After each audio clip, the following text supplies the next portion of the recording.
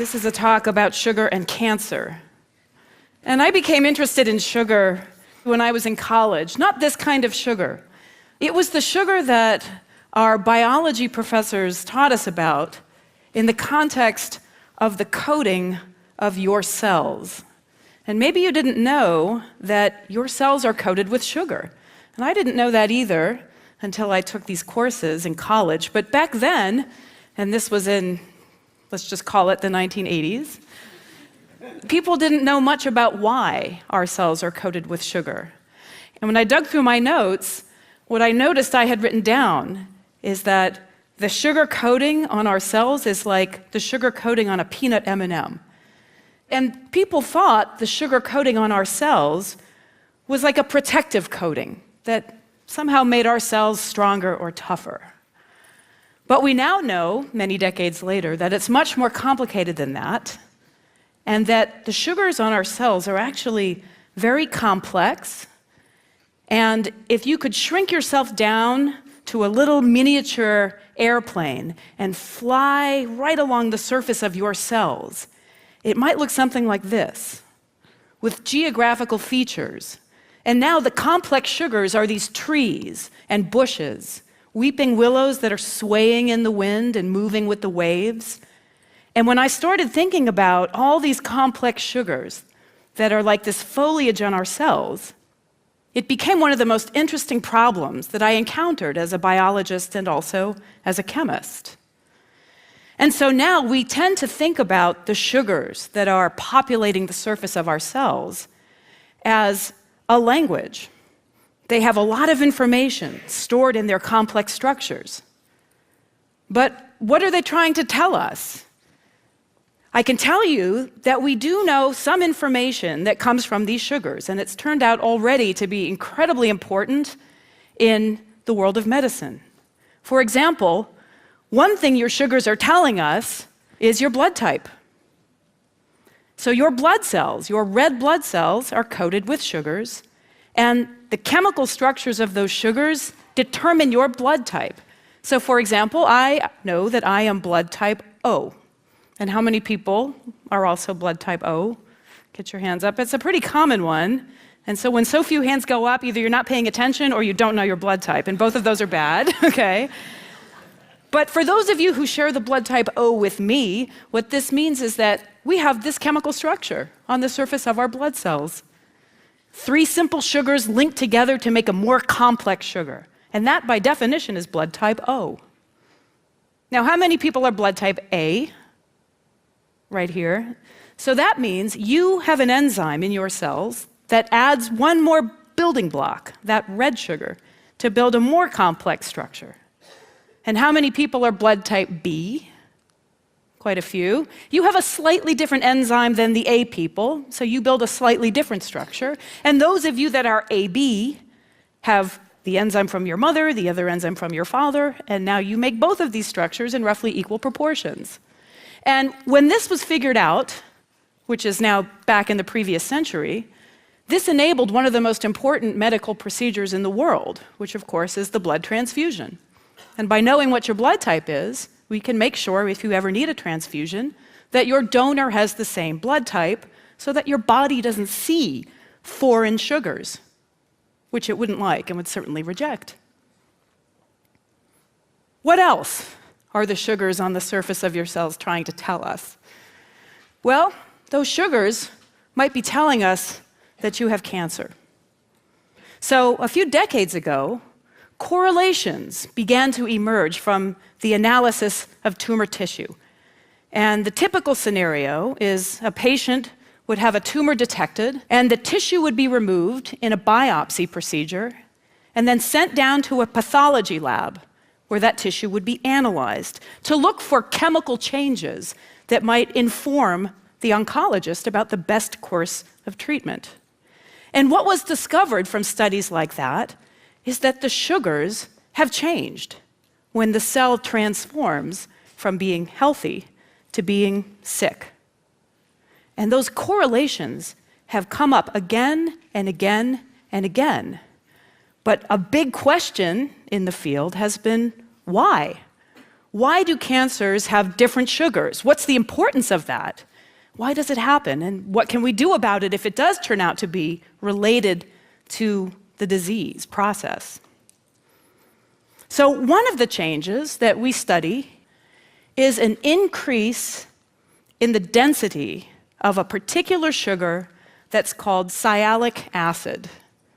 And I think this is going to be one of the most important sugars of our time, so I would encourage everybody to get familiar with this word. Sialic acid is not the kind of sugar that we eat. Those are different sugars. This is a kind of sugar that is actually found at certain levels on all of the cells in your body. It's actually quite common on your cells. But for some reason, cancer cells, at least in a successful progressive disease, they tend to have more sialic acid than a normal healthy cell would have. And why? What does that mean? Well, what we've learned is that it has to do with your immune system. So let me tell you a little bit about the importance of your immune system in cancer. And this is something that's, I think, in the news a lot these days. People are starting to become familiar with the term cancer immune therapy.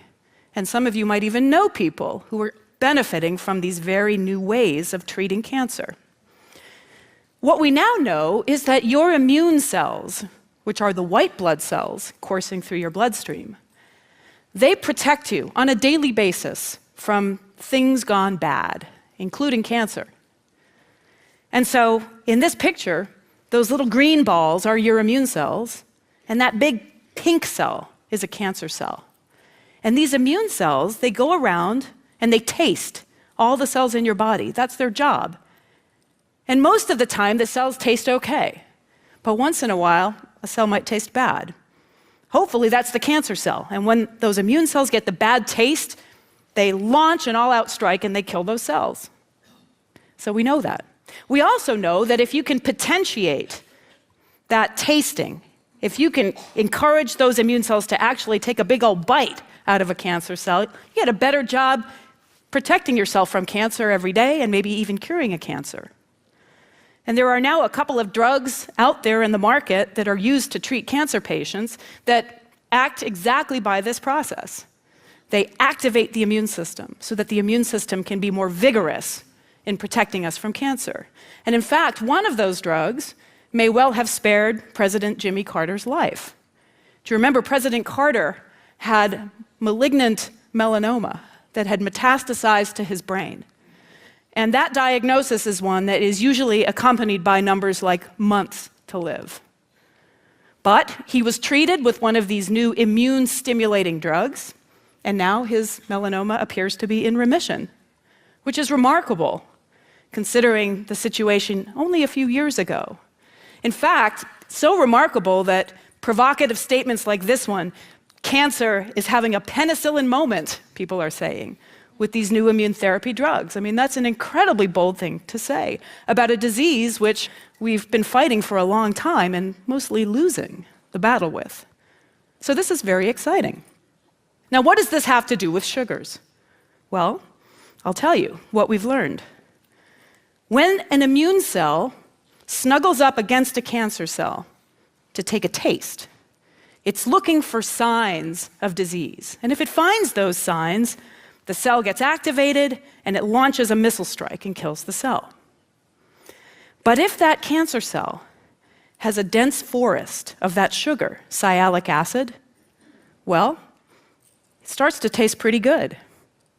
And there's a protein on immune cells that grabs the sialic acid.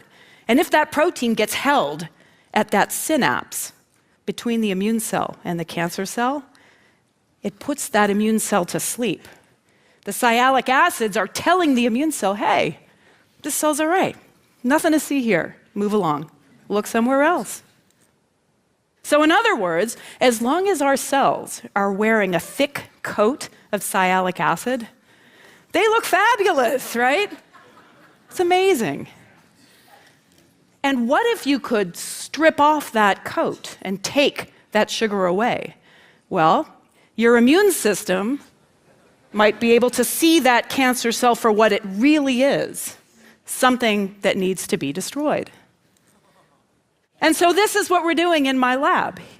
We're developing new medicines that are basically cell surface lawnmowers, molecules that go down to the surface of these cancer cells and just cut off those sialic acids so that the immune system can reach its full potential in eliminating those cancer cells from our body.